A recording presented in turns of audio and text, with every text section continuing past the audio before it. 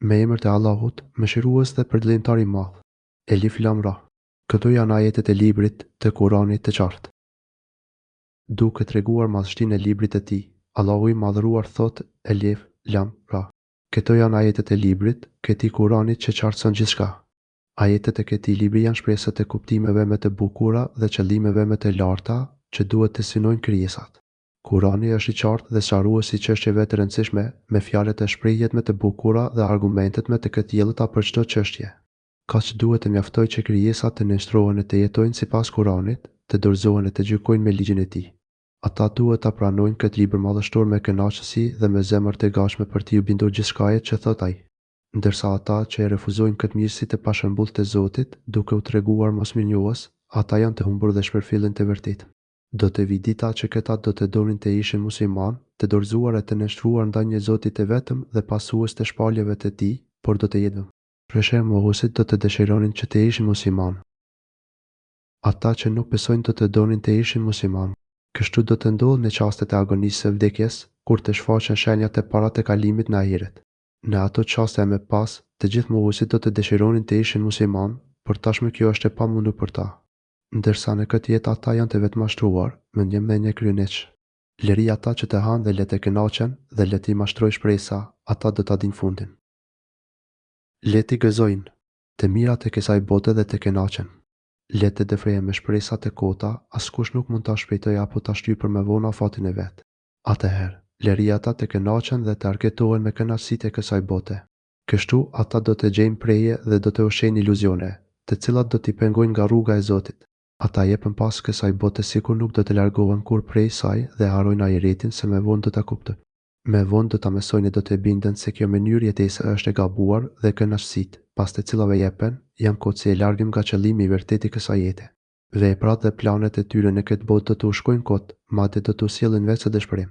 Të mos mashtrohen këta të mirë me afatizimin e Zotit për ta, se ky është rregulli dhe ligji i tij për njerëzit. Ai thotë: na nuk i kemi zhdukur banorët e asnjë vendi për pa urdhër kuaj caktuar. Ne kur nuk kemi shkatëruar ndonjë popull jashtë afatit të caktuar për ta. Çdo popull që e ka merituar ndëshkimin, Allahu e ka ndëshkuar vetë se atëherë kur e ka patur të përcaktuar. Asnjë popull nuk mund as ta shpejtojë as ta ngadalsojë caktimin tonë për të. Dhe asnjë popull nuk mund ta shpejtojë apo ta shtypër me vonë afatin e vet. Për gjinohet dhe padrejtësi do të jepet patjetër ndëshkimi i merituar, edhe sikur të vonohet ky ndëshkim. Ata thanë: o ti, që të shpall Kurani, ti je, me të vërtet, i marr. Ata thonë: o ti që po të shpallet mesazhi, ti je, vërtet i çmendur. Mohuesit e shpalljes i drejtoheshin Muhamedit asë, duke i thënë: o ti që pretendon se të është zbritur shpallje nga Zoti, nëse mendon se ne do të pasojmë, atëherë ti je vërtet i çmendur. E si mund të bëjmë diçka të tillë dhe të braktisim traditën e të parëve tanë, thjesht e vetëm sepse ti na thua diçka të tillë. Pikë ditë se pastaj ata shtronin kërkesa të kushtet e tyre të kota. Të na si shë e ngjitë, nëse je i drejtë. Përse nuk na sjell me lek, nëse je i sinqert. Kuptimi, përse nuk na sjell me lek, që të dëshmojnë se shpallja dhe ti jeni të vërtetë. Nëse nuk na sjell me lek këtu, atëherë ti nuk thua të vërtetën. Këto fjalë ishin treguese të padrejtësisë dhe ignorancës më të madhe që kishin zënë vend në zemrat e tyre. Ato ishin padrejtësi sepse tregonin rebelim dhe kryenesë ndaj Zotit, duke kërkuar dhe përcaktuar shenjat dhe mrekullitë që ai u dashkatu sjell robërve. A thua se ai nuk i zgjedh shenjat, mrekullitë dhe argumentet e përshtatshme dhe të mjaftueshme për mbështetjen e së vërtetës që ai solli përmes profetit të tij. Nga ana tjetër, ato fjalë tregojnë ignorancë, sepse duket që nuk dinin të dallonin të mirën e të keqen, dëmin dhe dobin për veten e tyre. Zbritja e melekëve nuk do të sillte mirësi për ta.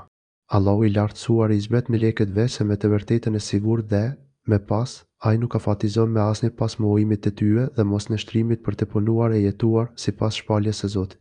Ai thot: na i dërgojmë ngjit vetëm me të vërtetën me dënim të premtuar dhe atëherë nuk u jepet afat për të pritur për dënimi merrfund. Por thot Zoti, ne i dërgojmë me leket vetë se kur duhet dhe atëherë atyre. Mosbesimtarëve nuk u jepet me afat. Nëse pas zbritjes së melekëve ata nuk besojnë, dhe, në fakt, ata asnjëherë nuk kanë besuar, ata nuk do të afatizohen më. Kështu, kërkesa e tyre për të tilla shenja e mrekulli është ignorancë e thellë rreth dëmtimit të vetes së tyre.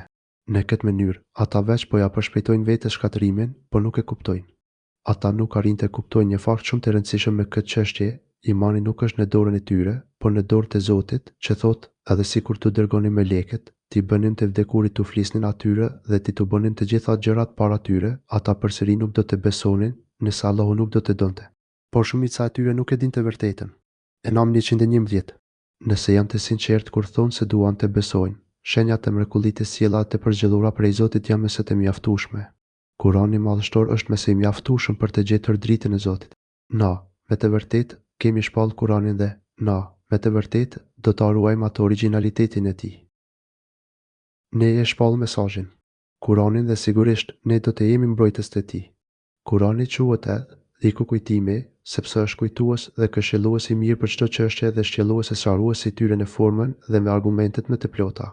Nëpërmjet Kuranit këshillohet dhe nxjerr mësime çdo kush e do diçka të tillë dhe synon sinqerisht e vërtetën. Pastaj i lartësuari na jep një përgëzim të mrekullueshëm, se do ta ruajë të paprekshëm e të pandryshuar këtë burim drite dhe njohurish, duke thënë, ne do të jemi mbrojtës të tij. Ai e ruan këtë libër si në kohën e shpalljes së tij, ashtu edhe pasaj. Gjatë shpalljes, i lartësuari e ruajti Kuranin nga ndërhyrjet e çdo shejtani të mallkuar. Ai është i gjithësituri për të fshehtën dhe fshehtësinë vet nuk i zbulon askujt, përveç ndonjë të dërguari që ai dëshiron. Atëherë, ai vëroi para dhe prapa tij, për t'u bërë qartë se ata i kanë kumtuar shpalljet e Zotit të tyre dhe se ai di gjithçka rreth tyre. Ai e di sasinë e gjithçkaje që ekziston. Gjejmë 26-28. Ndërsa pas shpalljes, Zoti bëri që Kurani të ruhet i pacënueshëm, fillimisht në zemrën e profetit dhe pastaj në zemrat e besimtarëve të ummetit të tij. Allahu e ruan tekstin e këtij libri nga ndryshimi, nga shtesat dhe paksimet.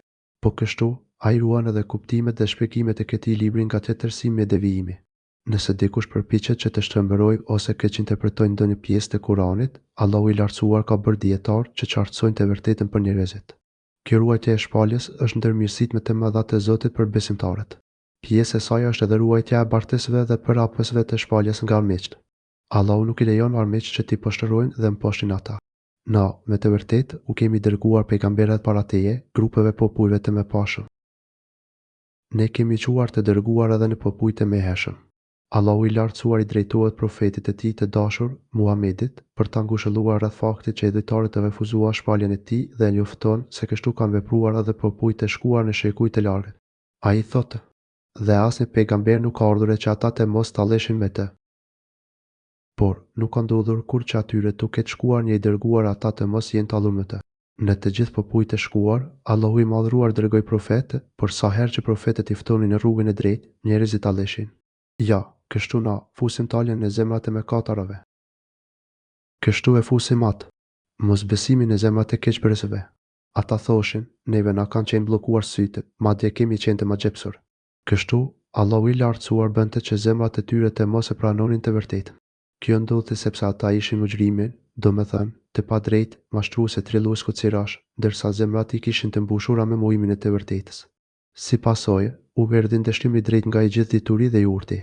Kështu vepron Allahu i lartësuar me të gjithë ata që bëjnë vepra të ngjashme, të shkuarit dhe të sotmit, nëse zemrat i kanë të mbushura me mohimin e profetëve dhe shpaljeve dhe bëjnë të njëjtat vepra. Ata nuk e besojnë atë profeti Muhamedi, e madje ka kaluar ligjin mbi dënimin e popujve të kaluar për talje me pejgamberët. Ata nuk e besojnë shpaljen dhe ky është një ligj i pandryshueshëm që në popujt e heshëm. Keqbërës. Ky është rregulli i Zotit me të gjithë popujt, që nga fillimi ai ka për të ndëshkuar dhe shkatëruar ata që nuk besojnë shpaljet dhe profetët e tij. Sikur ne ta hapnim një derë të qiellit dhe ata të ngjiteshin nëpër të.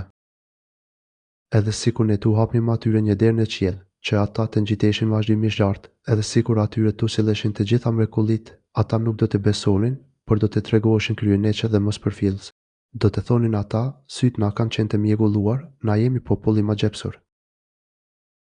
Ata do të thoshin, neve na kanë qenë bllokuar syt, edhe sikur tu hapni një portë në qiell dhe ata të ngjiteshin dhe ta shihnin vetë me sytë e tyre, prap nuk do të besonin dhe, me padrejtësinë dhe inatin që i karakterizon, duke mohuar këtë shenjë, do të thoshin, madje kemi qenë të magjepsur.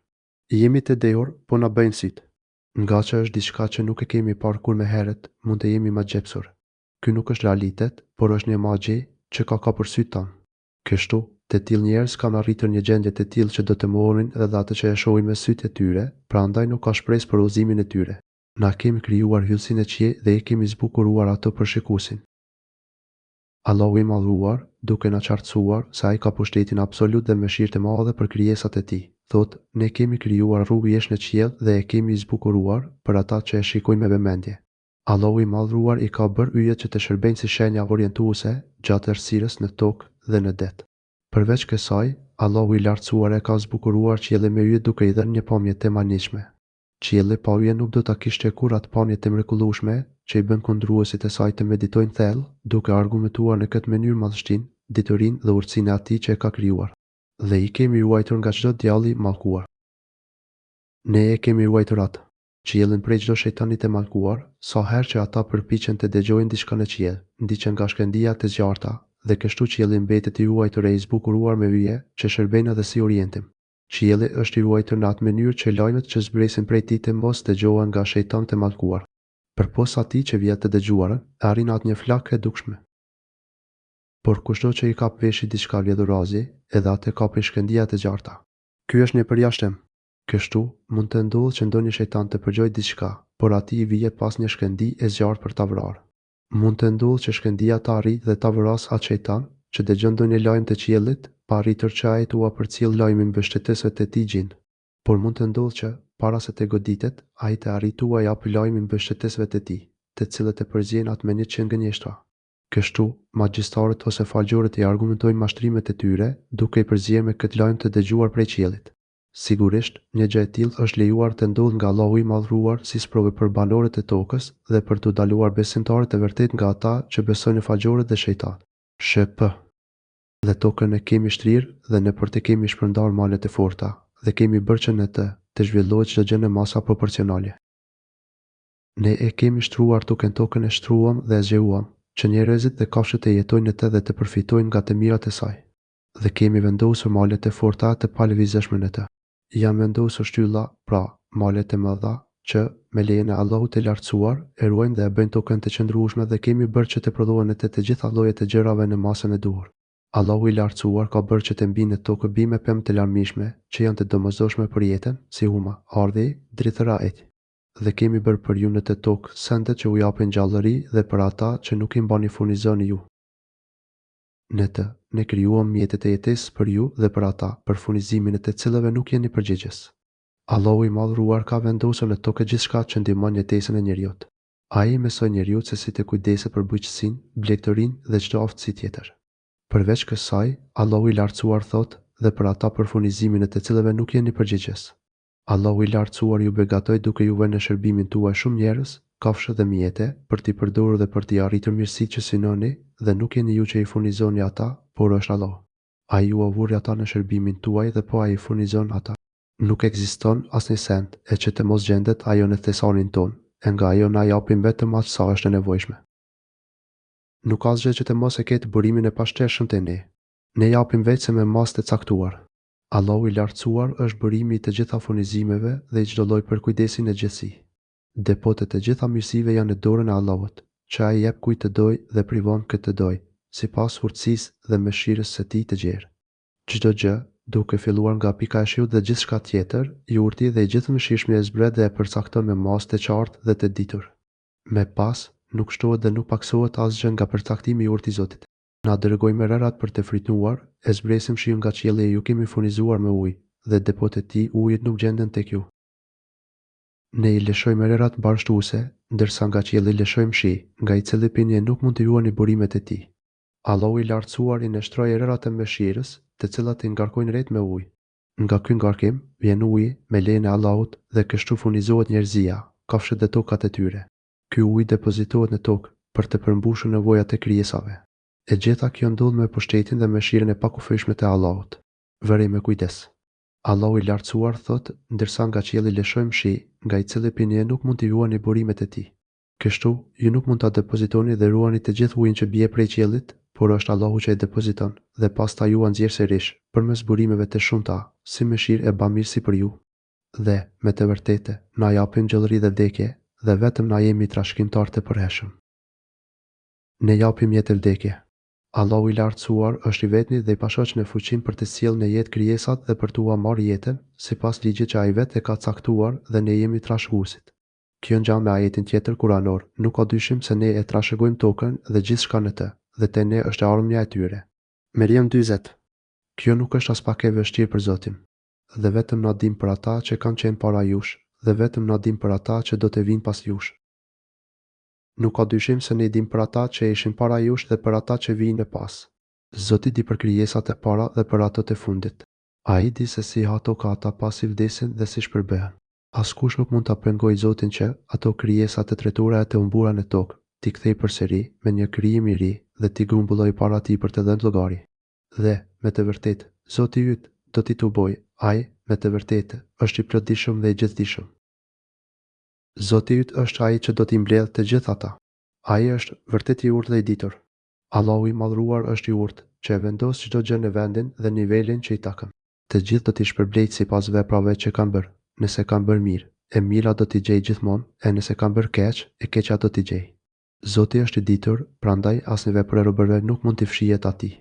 Na kemi krijuar njeriu prej një balte të fortë, të zezë, secilës i është dhënë forma. Allahu i madhruar na kujton mirësitë e mëdha që i bëri atit ton, Ademit Asë, dhe ndodhin me Iblisin. Përmes kësaj historie, ai na këshillon dhe na paralajmëron që të jemi të kujdesshëm e të ruhemi nga sherri dhe sprova që vjen prej Iblisit të mallkuar. Kështu, Allahu i madhruar thot, ne e krijuam njeriu nga një baltë e ndenjur për një kohë të gjatë, ai e krijoi Ademin se prej asaj balte që është lënë për një kohë të gjatë të thahet, aq sa ka marrë. Kjo krijesë prej balte u tha, aq sa nxirr të zësi një qeramike e tharë. Ky është kuptimi i Elhamul Mesm. Kurse gjindet i kemi krijuar që me parë nga zjarri i flakt. Ndërsa gjindet i krijuam me parë nga flaka e një zjarri shumë të fortë. E patym, Zoti i krijoi gjindet, domethënë edhe Iblisin, përpara se të krijonte njeriu. Ata u krijuan nga zjarri me nxehtësi shumë të lartë. Kur Allahu i madhruar do të krijonte Ademin u tha melekëve: Kujtoje kur Zoti yt u tha engjëjve, unë do ta krijoj njeriu nga balta e zezë e fortë, e ndryshueshme e figuruar. Zoti yt u tha melekëve, unë po krijoj njeriu nga një baltë e ndenjur për një kohë të gjatë. Kur ti kem dhe në formë dhe ti fryj shpirt prej meje, atëherë ju do t'i përkuleni atij në sejdë. Pasi ti kem krijuar trupin e tij dhe ti kem fryrë shpirtin, do t'i përkuleni atij në sejdë. Melekët e zbatuan menjëherë urdhrin e Zotit të tyre. E kur t'i jap formën dhe i jap shpirtin e bëhet i gjallë, ju bëni sejdë atij. U tefsiru sura El Hijr ajet 28. Të gjithë engjëjt bashkarisht i bën sejdë atij. Kështu, të gjithë melekët së bashku përkulen në sejdë. Allahu i madhruar e përforcon këtë informacion me dy elemente gjuhësor, të gjithë dhe së bashku, për të treguar se asnjë melek nuk kundërshtoi. Me këtë veprim, ata treguan respekt për urdhrin e Zotit të tyre dhe nderin për Ademin Asë, i cili kishte një dituri që ata nuk e kishin. Përveç Iblisit, ai refuzoi të u bashkohet atyre që bënin sejdë. Përveç Iblisit, që refuzoi të ishte me ata që u përkulën. Kjo ishte hera e parë që Iblisi shfaqi urrëtie dhe armiqësi ndaj Ademit dhe pasardhësve të tij. Allahu i madhruar i tha Iblisit të mallkuar: Perëndia tha, o Iblis, çfarë ti që nuk u bëre me ata që bën sejdë? Ai Allahu i tha, o Iblis, cila është arsyeja që ti nuk je me ata që bën sejdë? Ai, Iblisi u përgjigj, nuk më takon mua t'i bëj sejdë një njeriu që e krijuar nga balta e ndenjur për një kohë të gjatë. Iblisi tregoi me një mallësi e rebeli ndaj urdhrit të Zotit dhe armiqësi kundër Ademit dhe pasardhësve të tij. Ai tregoi vetpëlqim për llojin e tij, duke pretenduar se ishte më i mirë se Ademi. Por Allahu i madhruar, duke e ndeshkuar për refuzimin e tij, tha: Iblisi tha, nuk jam unë ai që t'i bëj sejdë një njeriu të cilën ti e ke krijuar nga balta e zezë, e fortë, e ndryshueshme e figuruar, së cilës ti është dhënë forma. U tefsiru sura El Hijr ajet 32. Perëndia tha, atëherë, dil prej xhenetit, ti, në të vërtetë, je i mallkuar. Ai Allahu i tha, atëherë dil prej ati, sepse ti je i mallkuar. Qofsh i dëbuar dhe i larguar nga çdo e mirë, dhe le të jetë mallkimi mbi ty deri në ditën e Kiametit. Dhe mallkimi kundër teje do të jetë deri në ditën e gjykimit. Çortimi e poshtërimit do të rëndojnë gjithmonë mbi ty. Do të jesh gjithmonë i larguar dhe i dëbuar nga mëshira e Zotit. Ky ajet dhe të tjerë të ngjashëm dëshmojnë se Iblisi i mallkuar do të vazhdojë të refuzojë besimin në Zot dhe do të jetë i dëbuar nga e mira. Iblisi tha, Zoti im, më jep afat deri në ditën kur do të ringjallen ata njerëzit. Ai Iblisi tha, Zoti im, më jep afat deri ditën kur ata të ringjallen. Shejtani kërkoi Zotit që t'i jepte afat deri në ditën e ringjalljes dhe Zoti tha, ty, me të vërtetë, të është dhënë afat. Ai Allahu tha, Po, ke afat deri kur të vi dita e caktuar. Plotësimi i kësaj kërkese nuk u bë për të nderuar iblisin, por si sprov për atë dhe për njerëzit, në mënyrë që të dalin në pat të sinqertët që i bindën Zotit e jo armikut e tij, nga ata që nuk janë të tillë. Për këtë arsye, Allahu i madhruar na këshillon dhe paralajmëron që të jemi të kujdesshëm dhe na i sharon porositë e tij për ne, deri në ditën e kohës së caktuar. U tërsiru sura El Hijr, ajet 37. Iblisi tha, Zoti im, me që me ke shpje në humbje, unë e tokë do t'ju zbukuroj atyre sende dhe të gjithë do t'i shpje në mashtim. Ai iblisi tha, o Zoti im, për shkak se me qove në humbje, unë do t'ua zbukuroj ligësin atyre sa të jenë në tokë dhe do t'i largoj të gjithë nga rruga e drejtë. Unë do t'ua zbukuroj në sytë dhe zemrat e tyre këtë botë, duke i bërë që t'i japin përpara se asaj mbi ajretin. Kështu, ata do të nështrohen dhe do të pëlqejnë poshtërsitë. Në këtë mënyrë, do të jetë shumë e thjeshtë që t'i largoj të gjithë nga rruga e drejtë. Do t'i pengoj dhe devijoj ata nga rruga e drejtë, përveç robërve të sinqertë. Përveç robërve të sinqertë, unë nuk do të kem asnjë lloj fuqie ndaj kësaj kategorie. Këta janë ata që ti ke zgjedhur dhe dalluar ndër të tjerë për t'i pastruar e shpëtuar. Këta i ke pajisur me iman të pastër dhe zemrat e tyre mbështeten vetëm tek ti. I madhruari thotë, Perëndia tha, kjo është rruga ime e drejtë. Ai Allahu tha, kjo. Rruga e të sinqertëve është rruga ime e drejtë. Kjo është rruga e drejtë që të sjell tek unë dhe në vendin e begatisime. Sinqeriteti ndaj Zotit në adhurime në mbështetjen e plotë ndaj Tij është çelësi për arritjen e çdo të mire dhe shpëtimin nga çdo e keqe, në këtë botë dhe në tjetrën. Ti, me të vërtetë, nuk ke kurfar pushtetin ndaj robërve të mi, përveç atyre të humburve që të pasojnë ty. Mbi robërit e mi ti nuk ke as pak fuqi, përveç mbi të humburit që vinë pas teje. Ndaj atyre që i bindën Zotit, shejtani nuk ka asnjë lloj fuqie për t'i devijuar dhe për t'i humbur. Duke qenë se ata adhurojnë Zotin e tyre dhe zbatojnë ligjin e Tij, i madhruari ndihmon ata kundër shejtanit të mallkuar dhe i ruan prej sherrit të tij. Shejtani ka fuqi vetëm mbi një kategori njerëzish, për të cilët Zoti i thotë, përveç mbi të humburit që vinë pas teje. Këta e zgjedhin me dëshirë shejtanin si mikun e tyre dhe i binden atij, në vend që t'i binden të gjithëve shishmit. Ata janë të humbur gawin. I humburi El Gawi është i kundërtit të udhëzuarit El Rashid. Ata të mirë e njohin të vërtetën dhe e braktisin atë. Kurse dalu është ai që e shpërfil të vërtetën, duke mos pasur dieni dhe asnjë uri për të. Dhe, me të vërtetë, xhehenemi është vendbanimi i tyre i premtuar për të gjithë. Dhe nuk ka dyshim se xhehenemi është vendi i premtuar për të gjithë ata. Ky është vendi i premtuar për iblisin dhe ushtrinë e tij. Në përshkrimin e këtij vendi të tmeshëm, i lartësuar i thotë: Ai ka 7 dyer e për çdo derë ka pjesë të caktuar. Ai ka 7 dyer dhe çdo njëra prej tyre ka shtegun e caktuar.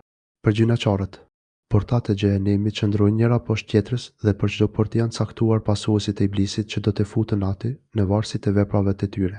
Allahu i lartësuar thotë, çdo njëra prej tyre ka shtegun e caktuar për gjynaqarët. Me të vërtetë, ata që ruhen nga mëkatet do të gjenden në kopshtet e xhenetit pranë burimeve. Pasi përshkroi se çfarë ndëshkimi të ashpër ka përgatitur për pasuesit e iblisit, Allahu i lartësuar përshkruan se çfarë mirësish ka përgatitur për adhuruesit e tij të dashur, ndërsa të devotshmit do të jenë në kopshte mes burimeve.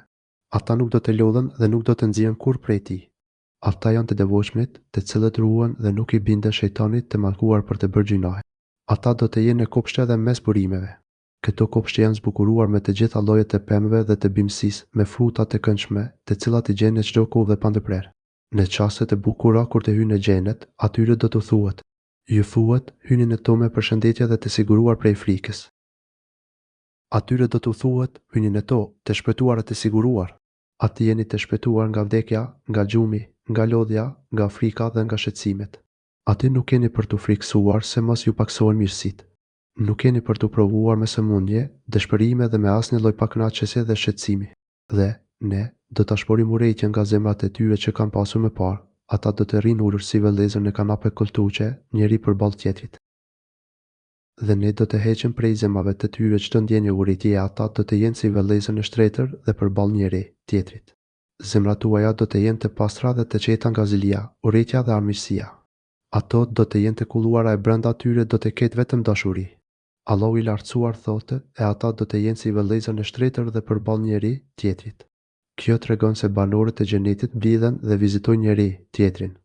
Ata do të kenë edukatë dhe etike e lartë në sjelljen dhe raportet mes tyre. Ata do të qëndrojnë përballë njëri tjetrit dhe jo me kuriz dhe të pavëmendshëm. Ata do të rinë të mbështetur dhe të kënaqur në shtetër të zbukuruar me shtroje të mendashta, të stolisur me diamant dhe gurë të tjerë të çmuar. Ati nuk do t'i gërget lodha, ata prej atyrit kur nuk do të dëbohen. Asnjë lodhje nuk do t'i kapa ata dhe nuk do t'u thuhet kur të largohen prej andej. Tek ata nuk do të vërehet asnjë shenjë lodhje dhe shqetësimi, as trupor dhe as shpirtëror. Allahu i lartësuar i ka krijuar tashmë një jetë e plotë, pa asnjë lloj mangësie, madje nuk do t'u thuhet kur të largohen prej andej. Ata do të jenë gjithmonë mes këtyre mirësive. Lajmëroi robërit e mi o Muhamedi, se unë, me të vërtet, jam ai që fal dhe mëshiroj. Në ajetet e mësipërme, Allahu i madhëruar foli për xhenetin dhe zjarrin, të cilët janë krijimi i tij dhe që duhet të nxjisën njerëzit për punët e mira dhe që të kenë frikën nga veprat e këqija. Edhe në ajetin vijues, Allahu i madhëruar përmend disa të cilësit e tij, duke dashur të nxjisë shpresën dhe frikën tek ata. Thuaj robërve të mi se vërtet, unë jam falësi i madh dhe mëshirëplot. Përcjellte robërit e mi lajmin e sigurt, të mbështetur me argumentet e shumta se unë jam falës i madh dhe mëshirëplot. Nëse ata mesojnë për mëshirën dhe faljen time, do të gjallërohen dhe forcohen për të kryer çdo punë që i sjell ata pranë mëshirës sime. Nga ana tjetër, ata do të largohen nga të gjitha gjinohet dhe poshtërsitë dhe do të pendohen sinqerisht për to, duke shpresuar që t'i përfshi falja ime. Por, për të mos u mashtruar dhe për të mos i bërë të shpresojnë atë shumë sa të harrojnë dëshkimin e Allahut, luftoj ata gjithashtu se edhe dëshkimi im është shumë i dëmshëm, e që dënimi im për të këqinjt është me të vërtetë dënim i dëmshëm. Por edhe dënimi im është dënim i dëmshëm. Nuk ka ndëshkim që të mund të krahasohet me ndëshkimin e Allahut. Askush nuk mund ta përshkruajë dhe përkufizojë atë ndëshkim. I kërkojmë mbrojtje dhe strehim Zotit që të na ruajë nga ndëshkimi i tij.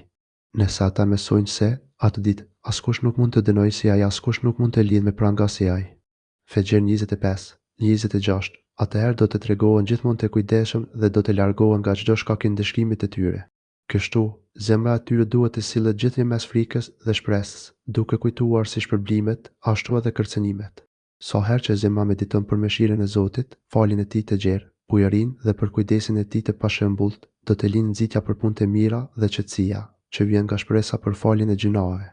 Por nga ana tjetër, nëse vështron gjunat dhe mangësitë e shumta në plotësimin e përgjegjësive dhe detyrimeve ndaj Zotit dhe në të gjitha aspektet e jetës, do të linë ndjenja e frikës nga ndëshkimi i Zotit, prandaj dhe do të nxitojë që të largohet prej tyre.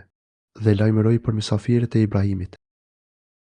Allahu i madhruar i drejtohet profetit e tij të dashur, Muhamedit se e thotë: "Thuaju edhe për mysafirët e Ibrahimit. Tregoju atyre një histori të çuditshme e plot mësime. Historitë e të gjithë profetëve janë të dobishme, por në mënyrë të veçantë historia e Ibrahimit që ishte Halilur, Rahman, i dashuri me i afërt i të gjithë në shishmit. Allahu i lartësuar na ka urdhëruar që të pasojmë fenë atij profeti madhështor.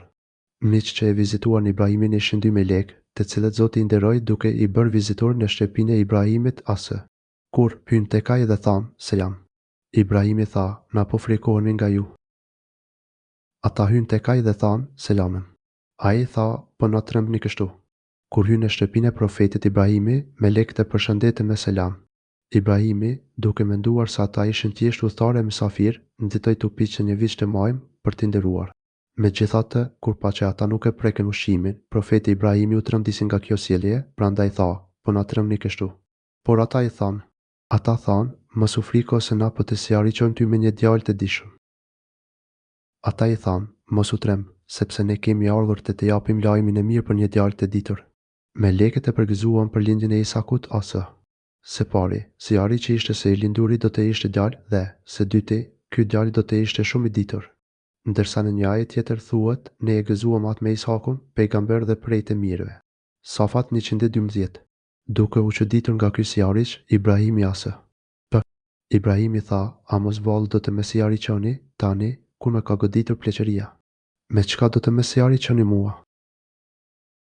Ai tha: "Po më jepni këtë zjarriç kur un jam tashmë në moshë të shtyrë."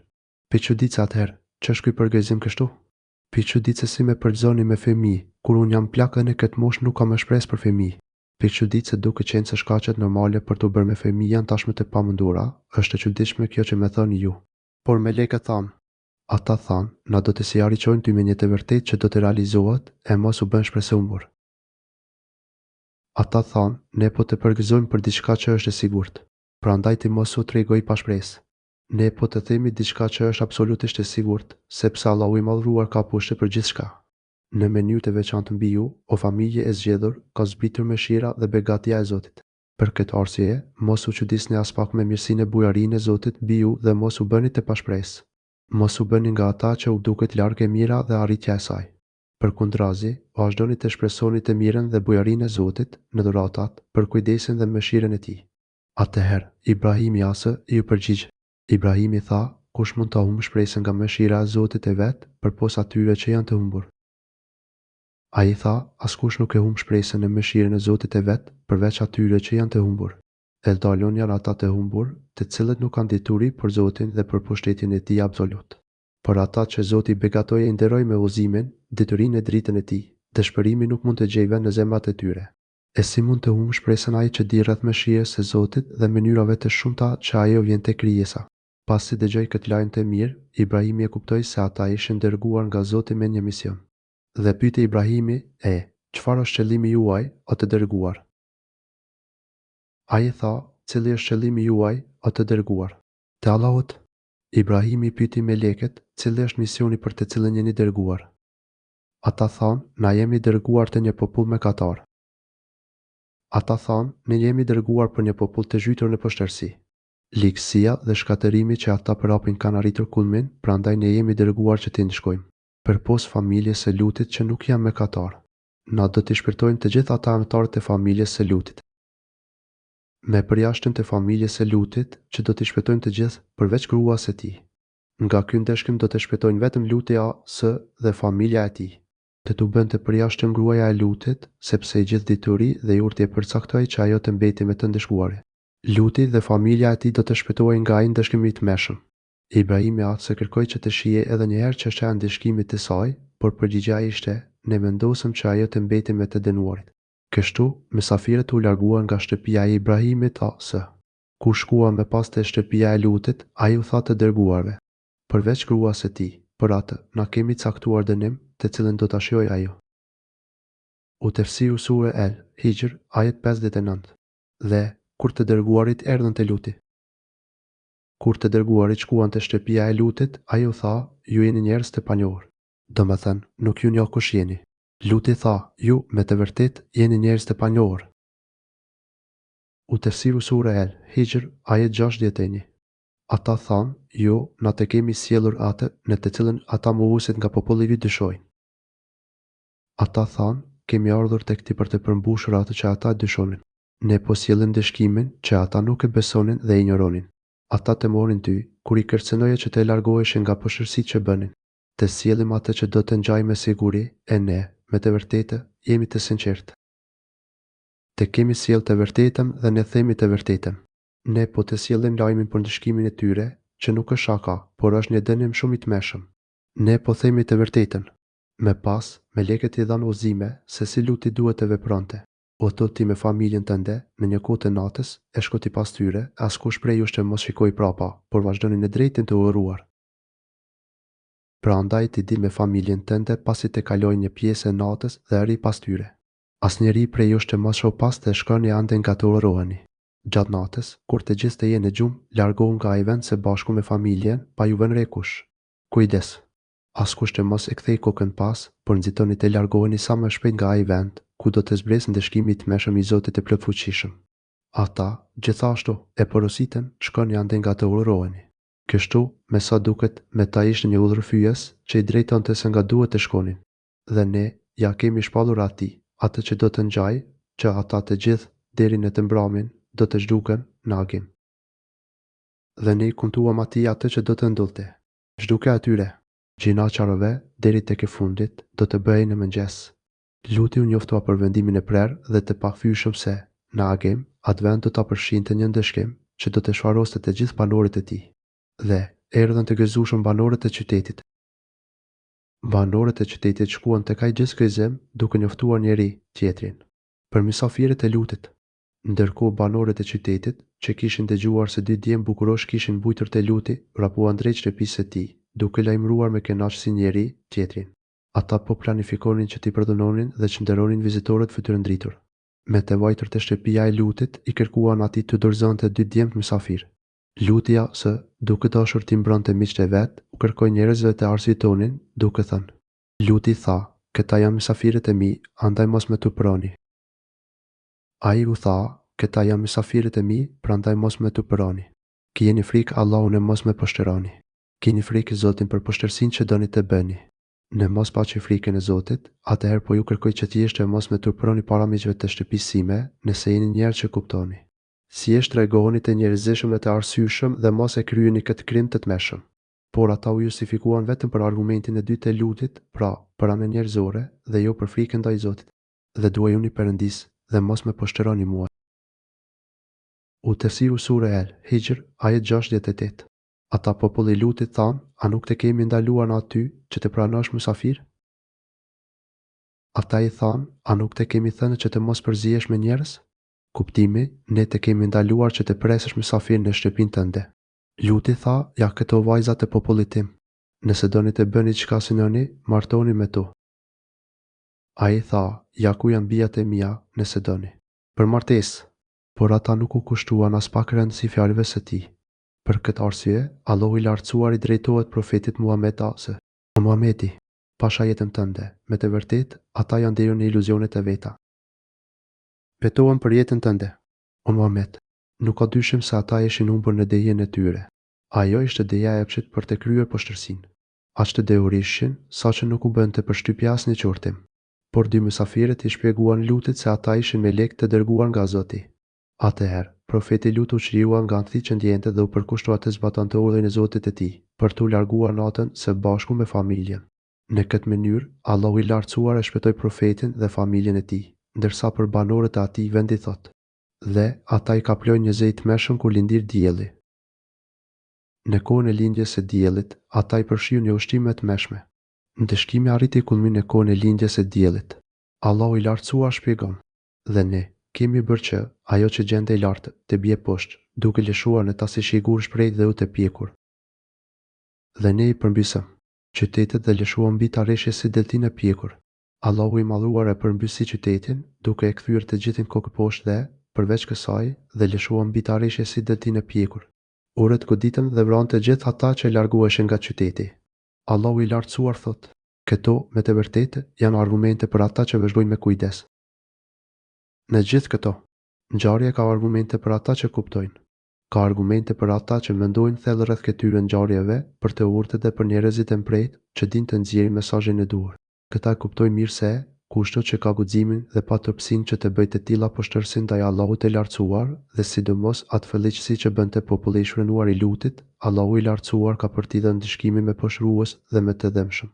Shkakimi merret sipas llojit të punës që bën. Me të vërtetë, ato qytete janë në rrugë, kur gjenden edhe tani. Dhe ato, qytete ishin më në gjade. Qyteti ku banonte populli i lutit është i njohur për të gjithë udhëtarët e atyre anëve dhe për çdo që viziton ato vende. Kjo, me të vërtetë, është dokument për besimtarët. Në gjithë këto, ngjarja ka argumente për ata që besojnë. Në këtë ndodhi ka shumë mesime dhe dobi, por në mënyrë të veçantë theksohet për kujdesja e madhe e Allahut të lartësuar për të dashurin e tij, Ibrahimin a.s. dhe për Lutin a.s., i cili ishte një nga pasuesit dhe nxënësit e afër dhe të bindur të Ibrahimit.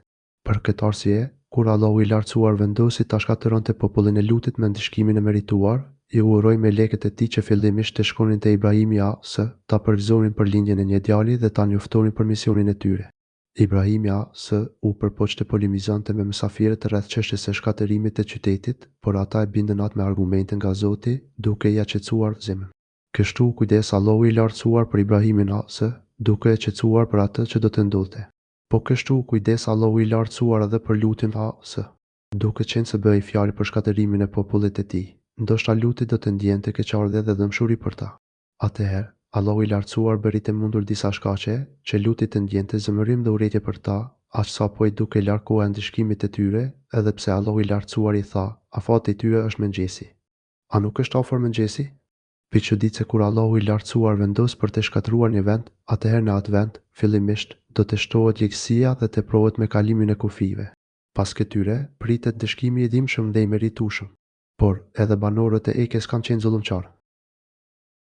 Edhe populli i Ekës qenë keqbërës. Këta ishin populli i Shuaibit, për të cilët Allahu i lartësuar tregon se banonin në një vend të quajtur Eke, që do të thotë kopshti gjerë me shumë pemë. Kështu, Allahu i lartësuar tregon për mirësitë e shumta që u kishte dhuruar atyre, por ata nuk u treguan mirënjohës. Profeti Shuaib i ftoi ata në të ujit dhe që të largoheshin nga padrejtësitë. Ai i ndaloi nga cënimi i masës dhe peshës në tregti dhe i urëroi për plotësimin e të drejtave ndërnjerëzore. Profeti u tërhoqi vëmendjen për shumë gjëra dhe i kërcënoi me ndeshkim nga Zoti, por ata vazhduan me padrejtësi, duke shkelur dhe shpërfillur të drejtën e Zotit dhe të drejtën e krijesave të tij. Për këtë arsye, Allahu i lartësuari përshkruan ata si dhalimin, keqbërës të zhytur në padrejtësi. Andaj, i kemi ndëshkuar dhe që të dy janë në rrugë të dushme. Prandaj ne ndëshkuam edhe ata i përfshiu ndëshkimi i ditës së hijes. U quajt kështu sepse i gjithë populli u mblodh poshtë hijes së njeriu duke pritur për shiun që as gjatë u kishte munguar dhe për të gjetur sten nga nxehti i madh që për një kohë të gjatë i kishte thar. Por në vend të shiut u zbriti rufëja dhe vdekja e tmeshme. Ai ishte ndeshkim shumë i rëndë, të dyja këto vende ishin pranë një rruge të gjerë. Gjumet e vendbanimeve të lutit dhe të ekës janë të dukshme pranë një rruge të njohur, ku udhëtarët kalojnë në çdo kohë. Ato janë për t'u parë me sy dhe për të nxjerrë mesin të urtët dhe të mençurit. Edhe banorët e hijrës, pejgamberët i konsideruan për gënjeshtar. Edhe populli i hijrit i kundërshtoi të dërguarit. Allahu i madhruar na rrëfën rreth popullit të profetit Salih, që jetonin në Hijr, vend i njohur në krahinën e Hijazit. Ata i mohuan profetët e Zotit. Në fakt, ata mohuan vetëm profetin Salih, por kush mohon një prove quhet se ka mohuar të gjithë profetët e Zotit, sepse mesazhi i të gjithë profetëve ka qenë i njëjtë. Mohimi i profetëve nuk ka të bëjë me ata personalisht, por me mesazhin që ata kanë sjellë nga Zoti. Kështu quhet një zonë e gjerë në gadishullin arabik. Dhe ne u patëm dhe në atyre dokumentet tona, por ata shmangeshin prej tyre. Ne u parashtruam argumentet tona, por ata i kundërshtuan. Allahu i madhruar u solli argumentet e jashtëzakonshme që dëshmonin vërtetësinë e Salihut si dërguar i Zotit dhe vërtetësinë e shpaljes së tij. Mes shenjave madhështore ishte edhe deveja, që Zoti u asolli në mënyrë të mrekullueshme, por ata, me mendjemallsi dhe shpërfilje, i kthyen shpinë. Aq të shumta ishin mirësitë që Zoti u kishte dhuruar, saqë ata gëdhen në shtëpia me gur, malesh, duke besuar se nuk do t'i gjej asgjë. Ata i gdhen në shtëpitë në shkëmbin për të qenë më të sigurt. Edhe pse ishin të sigurt dhe të qetë nga telashet, ata gdhen në shtëpinë e përshkëmbi. Nëse do të tregonin mirënjohje ndaj Zotit dhe do ta besonin profetin Salih, Zoti do t'u ashtonte mirësitë në këtë jetë dhe në jetën tjetër. Kështu, ata e refuzuan profetin dhe e therrën deven, duke treguar kryeneçësi ndaj Zotit. Si pasojë, andaj edhe ata në agim i goditi zë i tmeshëm. Në mëngjes, ata i goditi gjemimi i tmeshëm e shkatërues. Nga ky ndëshkim, ju copëtuan zemrat në gjoks dhe u bdhin kufomat e gjunizuara. Ata u ndoqën nga poshtërimi dhe mallkimi i vazhdueshëm, dhe nuk patën fare dobje nga ajo që patën ndërtuar banesat. Atyre nuk u shërbeu as pak puna që kishin bërë. Kur urdhri i Zotit fillon të ekzekutohet, atë nuk mund ta kthej pas asgjë, qofshin ushtritë e mëdha, alat të shumta apo pasuri të jashtëzakonshme. Na kemi krijuar qiellin dhe tokën dhe atë që gjendet në mes tyre në mënyrë të mrekullueshme. Me të vërtetë do të vijë Kiameti, andaj silloti e Muhamedi me sjellje të bukura të zemërgjërsi. Ne i krijuam qiellin dhe tokën vetëm me urtësi. Nuk u krijuam kodë pa ndonjë qëllim, siç mendojnë armiqtë e mohuesit e Zotit, por u krijuam me urtësi. Ato përcjellin një mesazh të madh dhe të vërtetë. Ato dëshmojnë për krijuesin dhe pushtetin e tij të madh, për mëshirën, sondimin dhe për diturinë e tij gjithëpërfshirëse. Ato tregojnë se Allahu është absolut në çdo aspekt dhe adhurimet i duhen përkushtuar vetëm atij, askujt tjetër. Allahu është i pashoq në çdo aspekt. Nuk ka dyshim se ora e Kiameti do të vijë, për këtë çështje nuk duhet të ketë asnjë dyshim. Krijimi i qiejve dhe tokës është më i madh se sa krijimi i njerëzve, por ti tolero dhe fal siç të ka hije. Dhe atëherë kur duhet, tolerimi dhe falja të bëhet me mirësjelljen më të madhe, duke mos shprehur asnjë lloj zmërimi me ata që të shkaktojnë shqetësime e sjellin keq me ty. Po përgjigjesh keqbërëse me bamirësi e mirësi, ndërsa padrejtësitë e tyre tua mbulosh dhe falësh. Kjo është një mënyrë e qartë që Zoti e tregon për të fituar shpërblime e mirësi prej tij. Edhe pse këto shpërblime mund të duken të largëta, ato do të shfaqen një ditë. Dita e llogarisë me drejtësi do të vijë patjetër. Çdo gjë që pritet të vijë është afër. Për shprehjen dhe falësiç të ka hije ka edhe një shpjegim tjetër shumë të bukur. Ne jemi urdhëruar që të jemi falës e tolerantë, të shoqëruar me sjellje të përshtatshme, korrekte, të drejtë dhe të urtë. Kjo arrihet nëse falja bëhet në vendin dhe momentin e duhur. Kështu, ne nuk duhet të falim nëse urtësia e kërkon që të vendosim drejtësinë, si në rastin e ndëshkimit të kriminalëve, për të cilët vetëm ndëshkimi bën dobi. Ky është kuptimi i faljes së hijshme e korekte. Me të vërtetë, Zoti yt është i vetmi krijues dhe i gjithdijshëm. Zoti yt është krijuesi i gjithditur. Allahu është krijuesi i çdo krijese. Ai është El Alim i gjithdituri. E si mund t'i fshihet atij diçka, ndërkohë që Allahu është krijuesi i gjithçkaje dhe di gjithçka? Pe çuditse, na te kemi shpall ty 7 ajete që përsëriten dhe Kur'anin e madhërueshëm. Duke i kujtuar mirësitë e mëdha të dhuruara, Allahu i lartësuar i thot profetit e tij, ne te kemi dhënë një shtatëshe. Ajete që përsëritet dhe Kur'anin e madh. Sipas mendimit më të saktë, fjala shtatëshe tregon 7 suret më të gjata të Kur'anit: Bekare, Al Imran, Nisa, Maide, Enam, Araf dhe Enfal së bashku me surën Teube. Një shpjegim tjetër është se këtu bëhet fjalë për 7 ajetet e surës Fatiha, që lexohen shpesh dhe përsëriten nëpër namaze. Me pas përmendet Kurani madhështor, dhe kjo bëhet për të treguar rëndësinë e madhe të këtyre sureve të gjata. Në to flitet për tauhidin, diturinë rreth të fshetave dhe për dispozita ligjore, gjëra të cilat përsëriten shumë herë në këto kapitull. Nëse pranohet se flitet për surën Fatiha, atëherë shtatëshja që përsëritet janë ajetet e saj, që këndohen në çdo rekat namazi. Kurani madhështor, që përmban këtë shtatëshe që përsëritet me të dyja kuptimet, është mirësia më e madhe që Zoti u dhuroi krijesave dhe për të cilën garojnë të urtët. Ai është dhurata më e madhe, me të cilin lumturohen besimtarët, siç thotë i madhruari në një ajet tjetër: O njerëz, ja ku ju erdhi këshilla nga Zoti juaj dhe shërimi i asaj që gjendet në krijarurin tuaj. Ai është udhëzim dhe mëshirë për besimtarët. Thuaj, vetëm për mirësinë e Allahut imanin dhe mëshirën e tij Kur'anin gëzoni. Kjo është shumë herë më e dobishme se ajo që ata grumbullojnë. Yunus 57:58. Mos i drejto sytë e tuka ato kënaqësi që na hua kemi dhënë disave prej tyre dhe mos u hidhuro për ta në mos besofshin. Ndaj besimtarëve bëhu i butë. Mos u ahit sytë kënaqësive që ne u kemi dhënë disave prej tyre, mos u mashto gastolitë e tyre dhe mos e angazhosh zemrën me përmbushjen e dëshirave të kësaj jete, një lloj si të shurur. Ignorantët mashtrohen me degenerimin dhe shpërfillin mirësitë që Zoti u ka dhuruar, bashkë me shpalljen e mrekullueshme as mos u brengos për ta. Dhe mohimin e tyre. Mos u brengos për ta, sepse prej tyre nuk pritet ndonjë e mirë. Mjafto me muslimanët dhe besimtarët e sinqertë, sepse ata janë miq më të mirë. Shtrije dorën e mëshirës dhe të butësisë ndaj besimtarëve. Tregohu i dashur dhe i dhem shumë me ta, duke u sjell mirë dhe me moral të lartë. Shpreh dashurinë, durimin dhe butësinë me sjelljet dhe fjalët e tua. Dhe thuaj, unë, me të vërtetë, jam vetëm paralajmërues i qartë. Dhe thuaj, unë jam vërtet ai që paralajmëron qartë. Përkushtohu në detyrën tënde për paralajmërimin e njerëzve dhe kundimin e shpalljes, të atyre që janë afër dhe atyre që janë larg, për miq dhe për armiqt. Nëse bën këtë, atëherë ka shke për detyrë. Ti nuk je ngarkuar të marrësh në llogari ata, ashtu sikurse edhe ata nuk mund të kërkojnë llogari ti. Thuaju atyre, unë jam paralajmërues i hapur për ndëshkimin e Zotit, që pritet të zbresë, ashtu siç zbriti mbi popujt e mëparshëm. Pe çuditse, ashtu kemi dërguar cenim atyre, të cilët e kanë ndarë librin. Ne i ndëshkuam ata që u përçanë në grupe. Rreth përshkrimit të Kuranit, ne e zbritëm dëshkimin mbi ata që u ndanë në grupe të ndryshme, duke mohuar shpalljen e Zotit dhe u përkushtuan që të pengonin njerëzit nga udha e drejtë, e të cilët e kanë ndarë Kuranin pjesë diçka kanë besuar e diçka jo. Ata të cilët e bën Kuranin të ndarë në pjesë, ata përshkruanin Kuranin sipas dëshirave të tyre, herë duke thënë se është magji, herë duke thënë se është fal, e herë të tjera se është i trilluar. Kështu shpifni mohuesit, duke e ndarë Kuranin dhe duke e kategorizuar atë me lloj trillimesh. Këtë bënin që të pengonin njerëzit nga udhëzimi që Zoti solli përmes Kuranit dhe profetit të mëshirës. Atëherë, le ta dinë. Dhe, kështu, pasha Zotin tënd, na me të vërtetë do t'i pyesim ata të gjithë. Po, për Zotin tënd. Ne do t'i marrim të gjithë ata në pyetje për të gjitha veprat e tyre. Të gjithë ata që kanë cënuar madhështinë e Kuranit, që kanë shpifur ose e kanë keqinterpretuar atë, do t'i marrim me përgjegjësi për fjalët dhe shpifjet e tyre.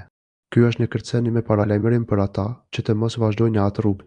Me pas, Allahu i madhruar u urdhëron profetin që të mos shqetësohet nga trillimet e tyre, por të përkushtohet në plotësimin e misionit, duke përcjellë të vërtetën dhe duke mos e ngadalësuar e penguar asgjë në përhapjen e ftesës së Zotit. Për atë që kanë punuar. U tefsiru sure El, Hijr, ajet 92. Ti jap tallëzi predikat që të është urdhëruar dhe shmangiu i dhujtarëve. Prandaj thuaj haptas mesazhin që të është urdhëruar dhe rilarg i dhujtarëve. Mos i kushto asnjë rëndësi atyre, madje as mos i shaj ofendo ata, por përkushto tërësisht në çështjen tënde. Na të mjaftojmë ty kundër atyre që të tallin ty. Nuk ka dyshim se ne të mjaftojmë ty kundër atyre që tallen, ne të mjaftojmë kundër atyre që tallen me ty dhe me shpaljen. Ky ishte një premtim nga Zoti për profetin e tij, se kur nuk do ta dëmtonin ata që talleshin me të.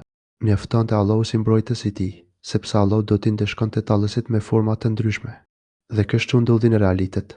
Sa herë që dikush tallej me profetin A.S. e me shpaljen e tij, Allahu e godiste me ndeshkimin me të dëmshme me poshtrues. Pastaj Allahu i madhruari përshkruan ata mjera duke thënë: "Të cilët përveç Perëndisë marrin edhe zot tjetër dhe do ta dinë ata mirë fundin."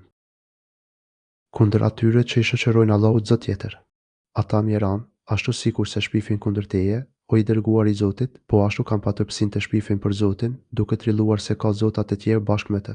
Ata e shpërfillën Zotin e vërtetë, ndërkohë që ai është krijuesi i tyre dhe ai që përkujdeset për çështjet e tyre. Dhe se shpejti ata do të arrijnë ta kuptojnë. Por më vonë, kur të vijë Kiameti, do ta shohin përfundimin e veprave të tyre. Na e dim mirë që ty të ngushtohet zemra për atë që thonë ata. Ne e dim mirë se ti ngushtohesh shpirtërisht prej gjërave që thonë ata. Mohimi e talja e tyre me të vërtetën e ngushton zemrën tënde, o i dërguar, dhe Zoti e di mirë këtë. Dije se Zoti është i plotfuqishëm që t'i shfaros dhe t'ua përshpejtojnë dënimin që e meritojnë. Allahu i lartësuar vërtet i afatizon, por kur nuk ka për t'i lënë e haresë. Por ti, o Muhammed, andaj, madhroja dhe falenderoje Zotin tënd dhe bëu prej atyre që falin namazin. Por ti madhroje me lavdërime Zotin tënd dhe bëu prej atyre që bien në sejdë. Shpeshtoje kujtimin e Zotit me tesbih e tamet, me falje, namazje, adhurimet e tjera, sepse kjo të çliron gjoksin, ta qetëson shpirtin dhe të ndihmon në plotësimin e të gjitha çështjeve të tua. Dhe adhuroje Zotin tënd përderisa të arrijë gjendja e sigurt vdekja. Dhe adhuroje Zotin tënd derisa të vijë vdekja. Adhuroje Zotin me përkushtim derisa të vijë vdekja. Në çdo kohë gjendje, përkushtohu me adhurime që të afrojnë te Zoti. Dhe Muhamedi A.S. e plotësoi vërtet urdhrin e Zotit. Ai ju kushtua adhurimit derisa erdhi ajo që quhet yakin, do me thënë, e vërteta e sigurt, që është vdekja, dhe shkoi te Zoti i tij. Paqja dhe bekimet e Zotit qofshin mbi profetin Muhammed dhe mbi pasuesit e tij.